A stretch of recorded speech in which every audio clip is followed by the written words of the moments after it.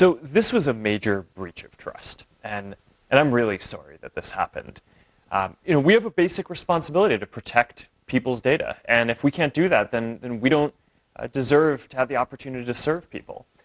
So our responsibility now is to make sure that this doesn't happen again. And there are a few basic things that I think we need to do to ensure that. One is making sure that developers like Alexander Kogan, who got access to a lot of information and then improperly used it, just don't get access to as much information going forward.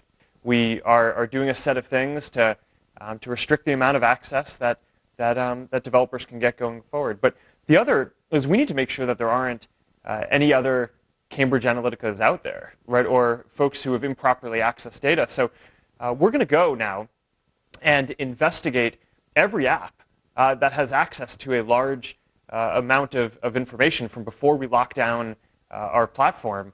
And if we detect any suspicious activity, we're going to do a full forensic audit. Anyone whose data might have been affected by this, we're gonna make sure that we tell.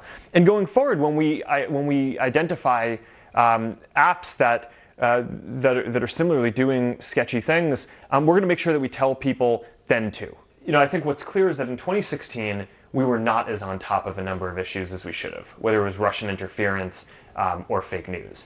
But what we have seen since then is, a number of months later, there was a major French election, and there we deployed some AI tools that did a much better job of identifying Russian bots and basically Russian potential interference and weeding that out of the platform ahead of the election. And we were much happier with how that went.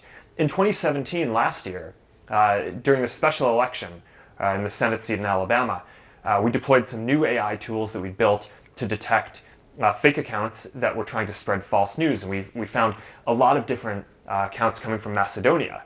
So, I think the reality here is that this isn't rocket science, right? I mean, there's a lot of hard work that we need to do to make it harder for nation states like Russia to do election interference, to make it so that trolls and other folks can't spread fake news. But we can get in front of this. I'm sure someone's trying, right? And I'm sure that there's V2 of version 2 of whatever the Russian effort was in 2016.